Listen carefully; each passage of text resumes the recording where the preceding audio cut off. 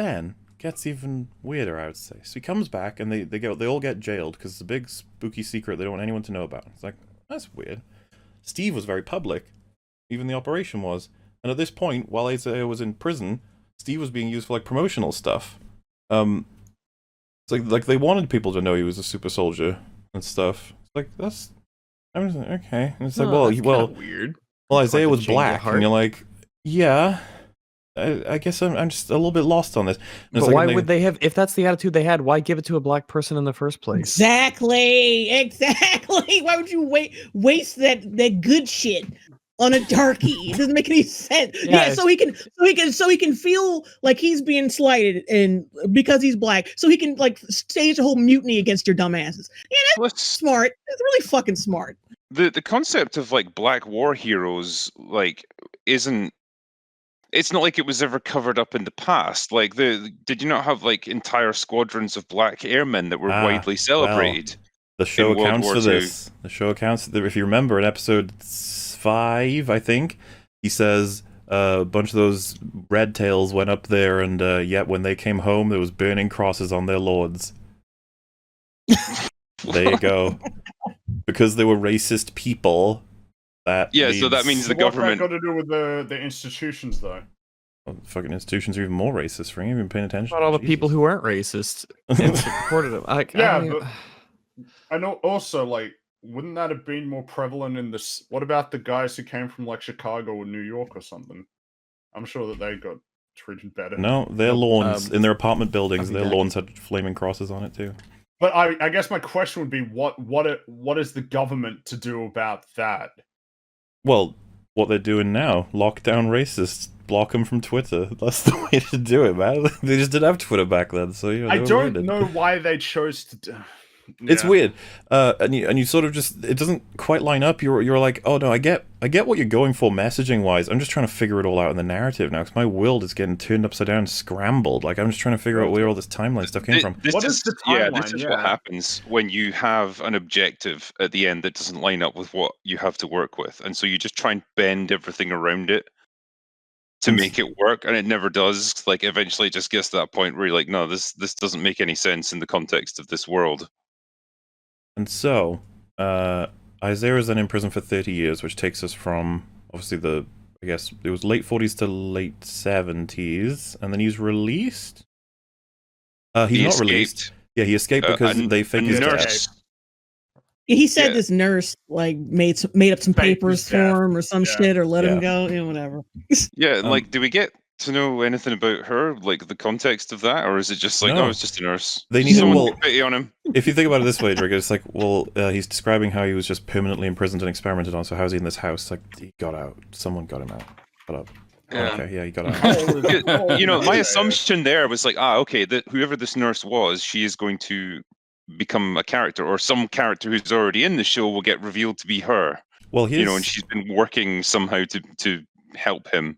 Here's an additional level of interest I have. This thing, this story just doesn't line up to me. So he apparently met Winter Soldier at some point during his tenure as like super strong soldier man. But if you remember his story, he was injected. He went out. His soldiers several of his friends were captured. He was told you can't free them. He did. He came back and was imprisoned. So they only let him out to fight the Winter Soldier, presumably. Yeah, it was in Korea, wasn't it? So they did. When was that? Which, if we can try and find a timeline now. Well, Korea was the 1950s, so like 56. Yeah. So he would have been released temporarily in his 30 years of imprisonment to fight Winter Soldier. Yeah, like we are supposed to believe that. And he didn't do anything to escape or make noise or anything. He did his job. He beat the fuck out of the Winter Soldier. He tore his arm off, apparently, which, by the way, if you say so, I guess. Yeah, and then he went back and they imprisoned him again. It's like, seems like a weird timeline. You don't get it, Marla. He had the slave mentality. They beat him down emotionally. Well, this is the weird thing. It's like they wanted him for his blood, right? They were farming him, and it's like, wait, if his blood was like so... God, can you imagine how much blood they got out of him, by the way? 30 years of pumping that shit every day. It's like tanks of it. Eventually come up with some form of a breakthrough after going through all that much blood. It's like, dude, Something's got to help.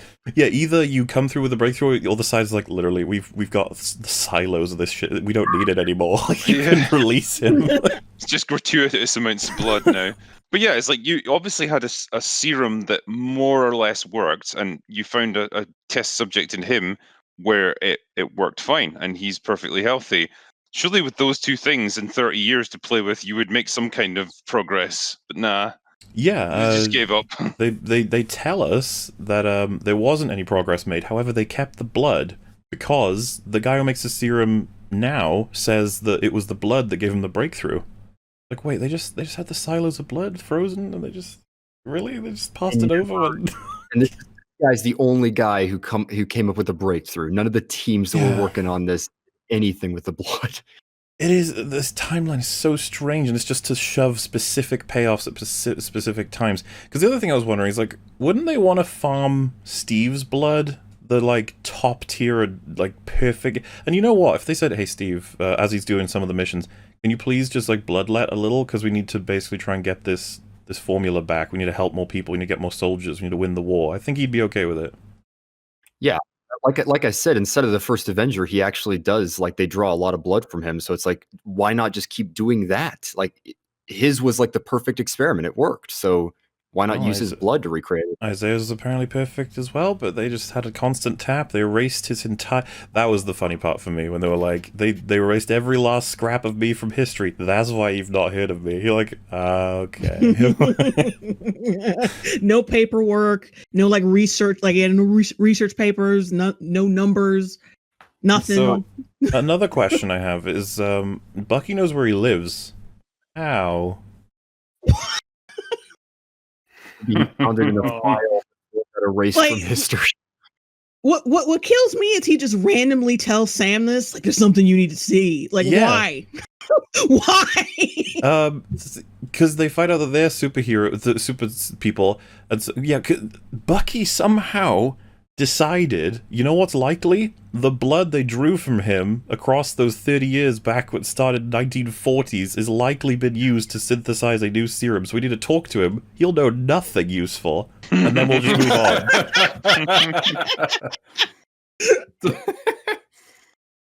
So yeah, it's all garbage, and so you're like, why? Why did you do any of this? And it's like, you have Falcon say, you're telling me there was a black superhero this whole time and nobody knew? And you're like, wait. Why are you outraged about this, Sam? It's like, Sam, why did you phrase all of that way? What the hell? Because when we first watched it, I was like, oh, I'd just be outraged that a human being was locked in a fucking cage and bled every day. Not that he was black. Like, that's a strange... Exactly. But okay. And you know damn well they were not doing this specifically on black people, like just black people. You know that. Come on, Sam. Come on. Dude, I doubt brain.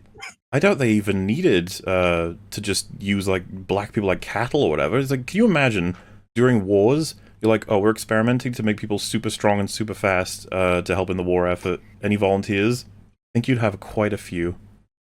Mm-hmm. Like, fuck yeah. I could be like Captain America. It's like, well, sign this, you might die. Just like he may have died. Like, he could die too. I'm still pretty sure you'll get loads of sign-ups.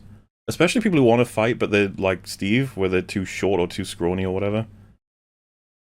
Or they have, like, you know, any kind of, like the really bad vision, or maybe bad, just things that disqualify you. And before you can recover from this, before you can discuss it, before you can deal with any of this, a cop car shows up. Oh my god. And it's like, this was physically painful to watch, how contrived it was. It's like, it's beautiful. We just dealt with all of that, and it's like, it's really hard to try and reconcile everything. You just change the entire history to do with soldier serum and stuff. It's like, hey, this black guy bothering you? And then another guy comes out and it's like, oh, wait, Bucky, you've got a warrant out. You're coming to jail. So, like, it takes a really long time to figure that part out, too. Well, yeah. Like, if they wanted to impress me, they would have been like, as soon as they roll up, Sam thinks they're going to go to him and start antagonize him. But they're like, no, Mr. What's Sam's last fucking name again? Wilson. Wilson. Bonds. Yeah, Mr. Wilson. Mr. Wilson, is this abrasive cracker bothering you? And there's a warrant out for his arrest. Then I would have been like, okay, fine, whatever. But they had to like do the racial thing first, and then say Bucky had to go to jail. Like, shut the fuck up. Just shut up. What were they doing exactly? They were just walking across the I street. think the thing I find awkward in the whole scene is that there are two people arguing in the middle of the street, and then a cop car rounds the corner. It's like, oh, why are you two arguing in the middle of the street? Yeah. The cars are meant to be on the street, not people. Instead, their first thought is, this white man, he's being attacked by this horrible black man. We gotta save him. Yeah, and you think they'd recognize Sam on the spot, but no. Well, No, it takes them a little especially while to figure that out. Those two especially the cops. Those two You are know what I'm incredibly saying? famous. Yeah, particularly they're there to apprehend Bucky, aren't they? Because he missed his counselling thing, so they've got to bring him in. That's like the terms of his parole. Yeah, so they are already there looking for him to arrest him. It's like, who's he likely to be hanging around with? Ah, yes, that Falcon guy. It is so blatant. Not only should they instantly recognize them fucking anyway, but when they go like, oh my god, dude, that's the fucking guy. And he's like, oh shit, oh my god. It's like, oh. You're like, yeah, it's lampshading again. The show is like, see, they probably should have known. And it's like, yeah, show, they probably should have. What's going on? Why are you doing this? Like, well, we want to have our payoff. Which, by the way, as I established, he should be going to jail for a bunch of things, Bucky. He's potentially going to jail here because he missed his fucking therapy appointment. Like, wow. On the plane with Sam, if like there's a warrant put out for his arrest if he misses one of his psychiatry appointments, it's like, wow. And yeah, and so that's that, and so yeah, a lot of people were just like, Contrived. God, is this the show? You're like, this is the show. Unfortunately, This is exactly the show. And you'd think So you're not after going to get half- pulled over in Baltimore for walking across the street. People jaywalk all the goddamn time in Baltimore. I lived there for several years. The road is the sidewalk in Baltimore. well, Like, that's not okay, a well thing. that clarifies that thing then. I assumed it was really bizarre when people are just arguing with each other in the middle of the road. No, Baltimore is a very strange place, and people just like randomly cross the street all over the place. There are no crosswalks. It's just chaos. Hey, that's accurate. That's neat. there you go. I'm not sure what to talk about first with this stuff, the therapy session itself, or the fact that Walker not only releases Bucky from the annoying therapist, but also like clears him for duty because he knows that he's very, very useful and would want that. And he even does like Walker does a gesture of like, yep, it was me. I did it. Like a sort of, yeah, you know, I know it's a really nice thing I did, but nobody cares and nobody appreciates it. He's like getting him out of a jam, man. Yeah, Walker. That's nice. Gets him out of jail and approves him to go on missions. That's a godsend for Bucky. That's everything he wants. He doesn't care though, because it's Walker. Walker sucks. Just once again adding to the frustration of these fucking characters. And then comes the therapy session, which is joke, until we finally get for what they're actually in the fucking scene for, which is Falcon's annoyed at Bucky, and Bucky's annoyed at Falcon. It's like, why? Because if Steve was wrong about you in the Shield, he was wrong about me. Yeah, just says it. Says it overtly. That was great. As soon as I was so happy with that scene. Yeah, as soon as we hit it, it's like, oh, everyone's gonna fucking boom over this scene if they like the show. They'll think this is amazing. The tone is all over the place. Like they want to be serious, but they want to have their Marvel yuckety yucks. And fuck you. Can't have both. I feel like this was squeezed out of Bucky's brain by the writer. It was like, we've got to get people understanding what the arc's going to be ready for episode 5, because we have just not got the time. We got so much action to put in. And yeah, he just comes out and says something that I think would be a really interesting sort of journey to put him on, but we didn't do any work for this. Like, and it stops there too, because as soon as he says that, the Falcon is just an asshole, and it's like, cool, are we done here? Well, this picks up in the halfway through episode 5, where they talk with when they have the shield. That's where this conversation continues. Until then, everything's on pause. It's fucking hell, man. I don't know if there's any more commentary for it, because I think a lot of people will be like, what was wrong with it? Like, it's super overt. It's just not delivered in any like kind of what I would feel to be a natural way. I like the idea that Bucky rides a lot on Steve for his identity because he's the one that like brought him back over and over again and stuff. So very dependent on whatever Steve has said about him to be really important. I just don't like that he rolls it out with like barely getting poked about it. Like this is some deep stuff that I don't think he would even want to say. Yeah, this is the problem, is they say such personal things in these small moments, and then the rest is just flooded with jokes. So it's like it doesn't feel like this material's being fleshed out. It's just like you get. Well, we're at episode 2. You know? Yeah, that's true. Also, that's like maybe he was wrong about Me Too. That's kind of the subtext, not the text. Yeah, Or you would think so if it was good. Oh, well, the instant thing that we talked about when we watched the episode was you cut the line in half at most. You have him say, if he was wrong about you, then... And you could even cut it earlier than that and ... it, and he looks down, or he says it in any way that's slightly more subtle, that you give us, the audience, a chance to think about what he might have been wanting to say. Mm-hmm. Because, you know, it is a common thing in writing that characters don't, when just in real life, that sometimes people don't say exactly what they mean. No. In fact, it's actually pretty common that people don't express exactly what they mean. Often you know, it's what they're afraid to say that often has more meaning and more significance. So yeah, like you pointed out, Motter, you know, like you can have him trail off there and that's fine. It's easy enough to infer what he's thinking from that.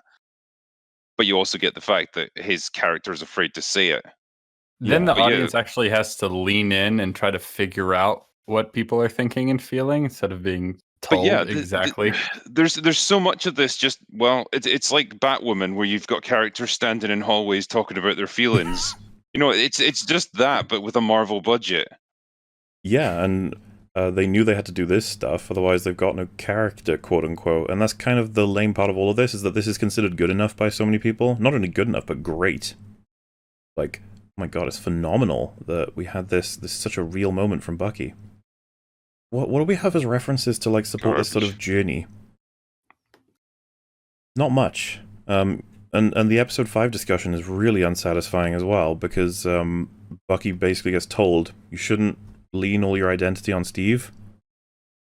Like, yeah, probably. And then he's like, right, and stop avenging, start amending. And then he walks up to Yuri and he's like, sorry about your kid, I killed him, I didn't mean to. And that's it. Not even I didn't mean to, I had no choice. I was so disappointed. Like, God, it's Bucky Barnes. This is the character that almost everyone is like, oh, I'd love to have him to write for, because there's just infinite potential. There's so much to work with. It's such a, like, you can make so many stories. And he's like this, he is the sidekick in this whole season. Mm-hmm. And then, to top off this wonderful fucking episode, Walker is like, hey guys, you know, we saved your lives, we're totally cool with you, we try to pick you up, we're on board, we got you out of jail, it's all good. What do we have? We should work as a team and find Carly. And they literally tell him, fuck you, you've got no information, we're free agents, we're gonna go work on our own. Yeah. They're so stupid, I hate it. And then... The show has given us no reason to like these guys. No. I mean, it's entirely based on us being, you know, knowing them from the movies and liking those characters. But if it was just, if you came into this show cold, you'd just be there like thinking, these guys are complete dicks. Oh, absolutely. Like, why would I support them? The thing is, I liked them from the previous movies, but when I watch this, I'm like, this isn't even the same characters. It's no, just like I don't think so. And yeah, like Falcon's logic that threw me for a fucking loop when I was watching the show, because like I said, the world building doesn't make any sense. He's like, you guys, when you go anywhere, when you do anything, you've got to get approval. We don't. I'm like, how? How are you using government technology, government like weaponry, without the government's permission on where you can go? This sounds like a fucking political disaster. You just arrive in countries with like USA vehicles just doing whatever you want. Like, no, we know this isn't true. We watched Civil War. You can't get away with this. And they're like, nah, we're free agents. Fuck you. Work underneath any agency whatsoever. They don't have any authority to respond to, like any supervisor, nothing. They plan their missions, judge, jury, and executioner, apparently. It's like, wow. And if they are Go ahead. Sorry. No, I was on. If they are free agents, then is he paying for all of this out of pocket? Like, Nope. I thought he was broke. It has to be the government. Well. They ruined it when he had on that huge like plane that he jumped out of for Munich. It's like the government paid for that. They would never do the. Who would they honestly be like, hey Falcon, if you want, you can just go ahead. That's fine. It's not like the world is strapped for resources and accountability right now. It's fine. Do whatever you want. The funny thing is, I think it would be the reverse. I think Captain America and Hoskins, Battlestar, whatever, they would probably be able to operate with relative ease. They'd be like, we need this to go here. They might not even have to say why. They'd be like, it's a part of our investigation. We're doing blah, blah, blah. We need to go here. It's like, yeah, we'll get the sanctions you need. Free agent man, be like, hey, government, can I borrow a plane? Be like, no. Yeah. Oh, okay. It's like, there we go. Even if they said like, oh, we're searching for the flag smashers, going to stop them. It's like, that's nice, but you're a free agent. We only come to you when we have a contract. Otherwise, fuck off.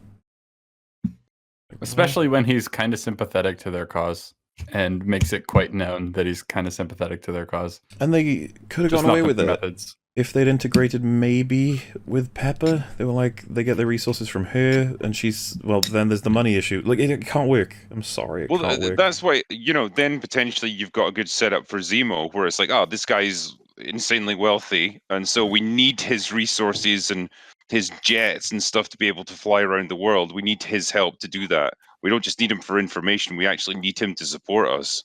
Yeah, that just ends up being what they use him for writing-wise, but the characters didn't even seem to be aware that that's what they would need him for until he just supplies it. No, exactly. Like, he just happens to have it, but it's a surprise to them, yeah. It's like, whoa, you're rich, you've got a jet, I didn't know that. Do you guys remember the scene where the flag smashers try to escape, and they make this really emotional scene where this guy is like, I gotta die to save the court. I was sitting like, oh my god. It's so unnecessary with like how this it's like they had plenty of time, dude. Just needed It added no time. It did nothing. Well, yeah, if he just tossed down the lamppost earlier and then got on the plane, he'd be fine. But no, he's like, I must run at them. Why are we playing sad music here? I don't know. He could have run away. This random dude that we know nothing about. Like, why should I feel sorry for him? I guess we're not there yet, right? But at the end of the episode, it's this one, right, where they burn the people. I think that's the end of episode 3. Yeah, it's the next episode. Oh, right, okay, yeah. But still, these guys have been beating up our good guys and stealing stuff. Well, it's just a little confusing because we're just like, this guy sacrificed himself for the cause. Like, I don't know who these people are. I don't know what your cause is. Your cause is a world without borders. It's like, what does that mean? What is the end of what is the end point of like where you're like, all right, mission accomplished. One world, one people. It's just there is one government. It's not just can we that, talk about like, this because their real gripe is that there was so much more resources during the blip because half the population was missing. So it's like, okay, there's loads of empty houses, so all the homeless got places to live, and that's all great. But now, obviously, everyone's been returned, and those resources are scarce again. And they're fighting this terror campaign to try and reverse that. But like, how? Are you going to force half the world's population to kill themselves or something? There's going to be the big problem of I am willing to bet that more than half of the world like the idea of nations. Yes. In fact, it's probably more than half. It's probably more like 90%, if not more than that. But also, when you achieve your goal, what does that look like? Because I hate to be the bearer of bad news, but as it stands right now, it's going to be pretty logistically impossible for one government to oversee the whole world effectively. There's kind of a reason why a lot of big countries have states. Even small countries have states. Doesn't Germany have like 10 or 15 states? It's just, you need to start figuring out, all right, how do we address the problem in this area? Okay, that's still a big area. How do we address the problem in this area? And then all of a sudden you have states again. Like, I don't see this end outcome here working for them. Well, that's the thing. The GRC is already kind of what they want. What they want the GRC to do, though, is give more resources to people of their choice, not the GRC's choice. That's it. And it's so bizarre because you would think that, half the population blipping back into existence after 5 years of adjusting to the new paradigm would throw everything into chaos, and there wouldn't be enough resources for them. Period. Like there just is not enough. But they act like there are. They just haven't been giving it to them. Well, that's my point. It's that like doesn't make any fucking sense. They want a fairer redistribution of non-existent resources, and I just don't understand how that's meant to work. Here's an and how does killing them help? But this, how do they meant to know who to give them to? It's not even just that. The show. I think the show believes they make an argument, but I'm sitting here like, oh, they're really stupid. Like, not the writers, Carly. Carly's like, you have this place. It's got 6 months worth of resources in here, and you're just sitting on it. I think the writers were like, yeah, see? So there are some resources that aren't being used. I was just sitting there like, six months? Well, yeah, you're going to need more. Like, having... So, say, for example, there's a meal. And you go, that's a day's worth of food for someone. You're like, yes. So you probably want more than one meal per person, presumably. So if you have 6 months worth of this compound that's being spread, presumably through this city or something, that'll last them some time, but they're going to need more. And Carly's like, no, you shouldn't have it at all. It's like, what? How do you figure this out? What are you thinking? It feels like it's one of the consistent through lines when you watch this show is like, whoever wrote this show, I don't think that they understand how the military works. I don't think they understand how like supply chains works. I don't think they understand how governments work. No. Oh, they don't. It's fascinating. It's so Absolutely. unreal to watch a show where at the end of it, they're like, and I guess we'll get to that later. It's like, I don't know. Maybe that's a good thing. It's like, it's not. Like that's the most baffling line I've ever heard in my goddamn life. I cannot believe he said that unironically. Yeah, in I this don't show. know. And maybe that helps me. It's like, you know what? If I was talking, imagine if you had an engineer who's like, yeah, so we need to put some support beams up here to make sure that we can keep the balcony stable. It's like, I don't understand how any of this works, and I don't think I want to. I want a giant, like, 10-foot long swimming pool over the top of my house. It's only 6 feet. Oh, wait, a 10-foot. Wait, no, I need to rethink. That's all right. Go ahead. I totally destroyed my own. The hero of the supposed hero of the show says in the final culminating like monologue he has that like, you know what? Maybe I don't understand how complicated this situation really is, but maybe that's a good thing because now I can be idealistic. Yeah. What the One of the That whole officials hits him with a conversation- straight up like logistical question. He's like, what are we supposed to do with all these people that have come back and they've found like someone else living in their homes? Do we just turn them out on the street? And Falcon just stares at him. Like he's got no response to it. And then It's he just like- kind of like- moves on. It's like you can't just fucking brush past Well, he that. tells him to do That's better. the whole Like- reason that this Do better. problem exists. Do better. That whole conversation between the whole conversation between the GRC guy and him was like a fucking disappointed parent talking to a child. Yes. It's like Yeah. like they're trying to fucking reason with you and tell you like, look, this is a complicated situation. It's like a parent trying to tell a kid like, yeah, I can't buy you that new phone because our financials are in the shit right now. And like the kid's like, well, I want it. I fucking want it. But I can tell you, like, this is a complicated situation right now. You can't have it. And they could say, well, I might not know how complicated it is, but that's okay. Yeah, his entire speech is just nothing but an appeal to emotion. Just the most manipulative garbage. I think that's what my most charitable interpretation to them would be the logic of, because I don't understand how complicated it is, I'm deriving my position from a base principle. But the problem is, my immediate thing would be, okay, Sam, let's walk through the scenario. You have a house, you own it. Like, you don't even have a mortgage, you own it. You disappear for a while. Somebody else moves into your house. You come back and there's somebody in your house. You had no means of getting them out in that time because you didn't exist. Who should have that house?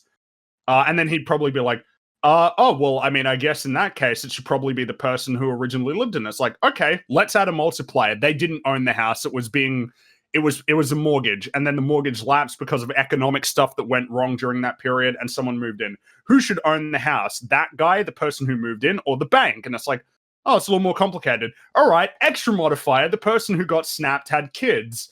And then extra modifier, they're in this country and this is how the laws work. Extra modifier, like the economics, like, I don't know, something happened with their other assets.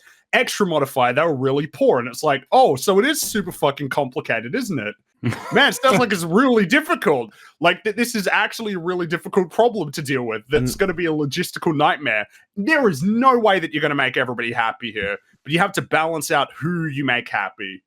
And I would want to mention, but too, just to real quick, just to get back to the scene we're on instead of jumping to the end, the whole reason they throw in that stupid goddamn line about how they were just sitting on these resources and they just hadn't distributed them is because what would really happen in this world, as described by the blip and everything, is that there just wouldn't be enough resources to go around. No way. There would be food shortages for sure. There'd be no way to make them evil for like not having resources for everybody. But since they just have them and they're sitting on them, they can be like, see, look, the evil they are keeping us from getting what we need.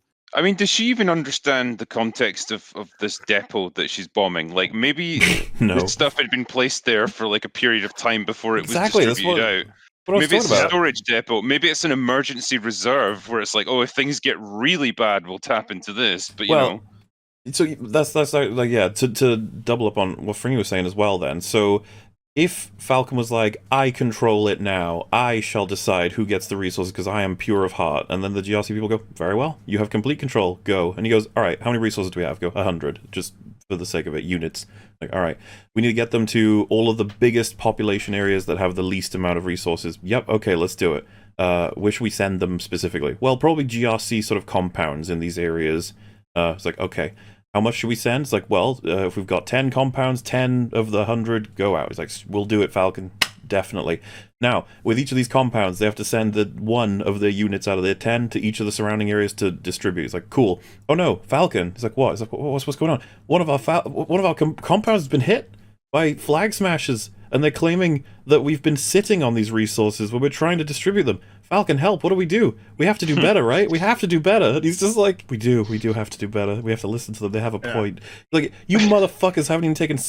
The GRC don't hate you. They're trying, okay? They don't want people to starve. That is the most simplistic one. That's ignoring other logistical issues like, do you have the manpower to do this? What treaties, how have the laws changed in the years that you weren't here that you now need to rewrite, that need to go through their democratic processes? You're trying to reinstitute the governments of all these different countries. You've got these places that have been sucked up. You probably got so many cases that need to go before the Hague that is or the international courts that it's going to take you years to clear through that backlog. The financial system probably doesn't work. There are probably some currencies that have totally just obliterated that probably need new currencies and then you need to get loans from the IMF, the International Monetary Fund. You need to get if they still exist.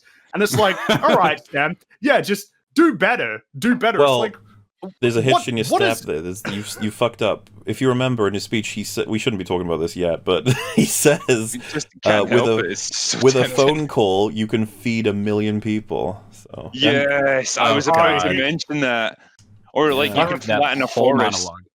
Yeah, as if they have the power to just fix everything, but they're choosing not to. It's so childish. Literally the child's view of the world. It's absolutely a child's view of the world. I pulled up the episode. So he has a line where he says, you can move borders. It's like, no, you can't. That is number one in terms of international law is the idea that you have sovereignty over your country. The GRC can't just come in and say that territory belongs to them now. You just be like, nope, it's ours. We're sovereign. We're a sovereign state. We say what we own. They're voting on the Patch Act is the big drama of this season. And they say the Patch Act is to reset the borders. And what I took from that was that basically saying, hey, the border between fucking as simple as Wales and England, it's that's there. Okay? It's there. It's not something you just pretend doesn't exist. It's there. And then all the flag smashes well, I wanted to...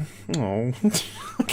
I don't like Isn't that. Isn't that what every war is about? Yeah, so the land that you control, if you can't control that land, you're basically not a sovereign state. The number of times where the demand for the ceding of territory has led to a war, it's almost countless. It's number one, if you can't even control the land that you claim is yours, then how do you claim to have any authority over it? It's really important fundamental stuff to do with the nature of the way that nations work. But this show is like, oh, you can just move borders around. And again, that's totally ignoring whether or not the people who live in those areas like the idea of becoming citizens of a different country. What if you're living in like a border town in France that gets swallowed up by Germany? Are you cool with that, or the other way around? Or if you lived in some northern town in America and get swallowed up by Canada, or vice versa, or like Mexico, would you just be cool with that? And like what it, and it's like, oh, thanks, Falcon. You've just made me lose my whole land. Like, I'm now a citizen of a different country. I have less rights. I need to figure out. And then again, it's like, oh, Sam, are you going to be personally overseeing making sure that everybody becomes a citizen of whichever country they've been put in, that they now have to live in forever? Or, you know, they're going to have great difficulty leaving. You're probably going to destroy the property value of a lot of people's houses. If you move those borders, god damn, the housing market is going to just totally collapse. For free. It's almost like the world is really complicated. They're going to do better, okay? Yeah, just do better. as if like the people who are being screwed over. Does anyone feel like the 5-year gap between like the snap and everyone getting restored was like a terrible writing choice? Demolished everything, yeah. It's just going to cause them so many problems going forward. Well, here's the thing. I think there's a way to make that stuff work, but what this movie really wants to do is have a social commentary on our current society and world. And the world post-blip is so very, very different from our current world. Yeah. You can't have both. You can't fucking do both. I'm sorry. I think that's the thing, is it's basically unrecognizable. And like the rebuilding effort after World War II took a long time. It took a long time. And World War II killed a lot of people, but the snap is like half the world. It's like 50, I think it's like 50 times more people. It's catastrophic. Yeah, and like to clarify for anybody wondering, it's like it's more than half. It's a hell of a lot more than half what the Blitz It's definitely more than half, yeah. The amount of wars and genocides and ethnic cleansings and suicides that are going to come after the snap, goddamn. Yeah, the MCU Imagine coming back and finding out that your home was blown up by a bomb. You just teleport into the center of a collapsed building because your home doesn't exist because, I don't know, the like MCU doesn't have the balls. Would... They don't have the balls to tell that story. They just don't. Well, that would be... What an interesting story. Yeah. Snapping back into a world that's unrecognizable, and you have to try and figure your way out from there. That'd be a cool idea, but again, they don't want to do that. They're like, well, you can move borders. It's like, do you know how many like, it's funny you would say this, considering how many issues have come from colonialism in Africa, when the main issue there was that they were just arbitrarily making borders without any consideration for the people who lived there and where they wanted to be a part of. It's amusing that you would do that. It's almost like you don't know anything about the world. Yeah. The other line he threw in was you control the banks, like control. Oh like, yeah, you control the banks, huh? Yeah. It's such a just print more money. Just print more money. Like, yeah, I mean, there's never been a bad instance of just printing more money. What's that Weimar Republic? What's that Zimbabwe? What's that like? It's kind of like this show is almost like a inadvertent destruction of like modern social justice, because everything that stands for, this show inadvertently just demolishes by how fucking stupid it is. But they think he's making a point at the end. The show thinks he's right. Yeah. You've seen Twitter. Yeah. They lit up. They were like, that's one of the greatest speeches in history of filmmaking. It's like, what are you talking about? I like how you've got all these politicians looking down when my immediate thing would be, dude, like, you tell me what to do. Here you go. You know, it'd be like that. It's like, I feel like this would be, again, another Simpsons reference. You got, like, the GRC of Flanders. GRC! It's like, what is it? Pitches over there. It's like, don't worry, GRC. Words can't hurt you. And Falcon throws it in their head.